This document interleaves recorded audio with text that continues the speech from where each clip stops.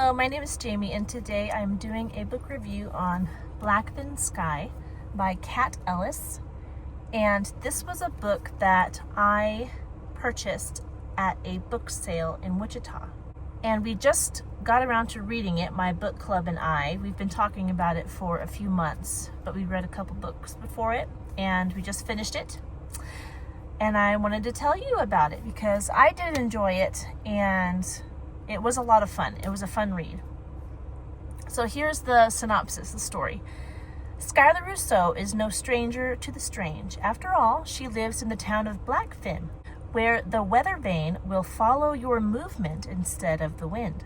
Even so, being told that she has been believed to be dead for 3 months when she has experienced life as usual is odd.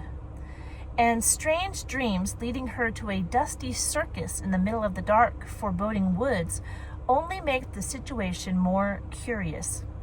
Yet Sky will need to unravel both the present and the past to solve the mystery of her own existence. So already it's a fun story. Just reading that, it's very curious, it's very mysterious, and just the fact that a circus will probably be involved. You can see the circus lights down here too. It just makes it interesting and intriguing, and that was why I picked it up originally at the book sale. I think that's part of the reason why the girls in my book club also were intrigued by this. It's just odd, and you want to know what the mystery is surrounding Skylar. So she is the main character. She appears, for her, she doesn't appear. She just thinks she's living life.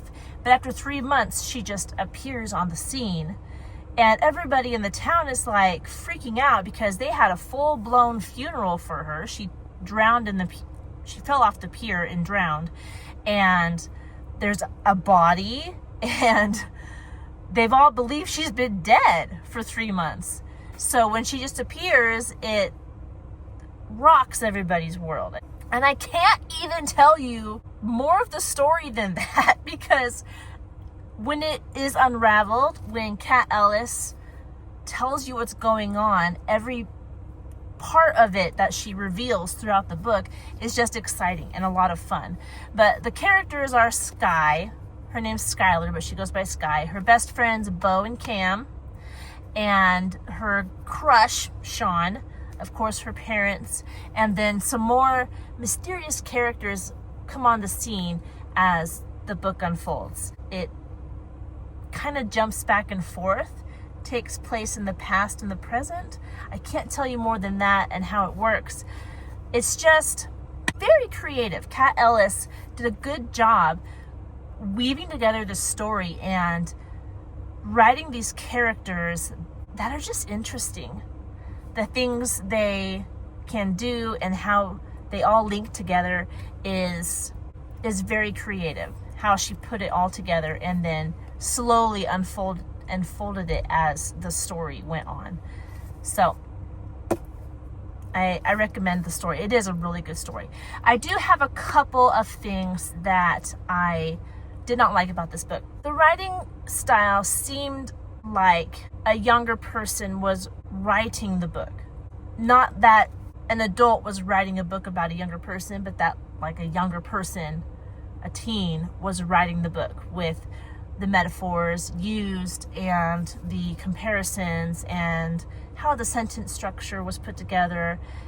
It was just very simple. And it was kind of a put off to me at first because you couldn't tell if this was actually going to be a good story at the beginning of the book because the writing style was so simple. I wonder if it's because this was her first book, that maybe she was just getting her style together. I don't know. Maybe this is her style. Once I got into the story though, like I said, it's fantastic. I recommend the story. The second thing that I had issue with was there is a sex scene. And the people who are participating in this sex scene are only 16 years old. And that is a huge issue for me. kids should not be having sex. Teens are still kids, okay? The fact that this book was geared towards teens and had teens having sex was just, it shouldn't have been in there. There are these two characters who are obviously interested in each other the whole book. And once they do get together, they become an item. There's a lot of kissing and there's a lot of mushy stuff, you know, teen drama type stuff. Before the actual act, she ends up in his bed and all they do is sleep. But eventually they do actually have sex. And I just don't think it was necessary for the story. It just wasn't. Teen romances are a lot of fun and they add a giddy romantic dimension to the story, but you don't have to have sex in there. And this just harps on what I always say is modern authors can't write a book without sex. And it's irritating. This story stands alone and grabs in readers without the sex. It doesn't have to be in there. For that reason, because that sex scene is in there, I can't in good faith recommend this book to teens. There are so many better books out there that don't have that in there, that are educational, that are fun. The way she talks about it, it's not vulgar, doesn't talk about the act itself. There's more of an implication going on.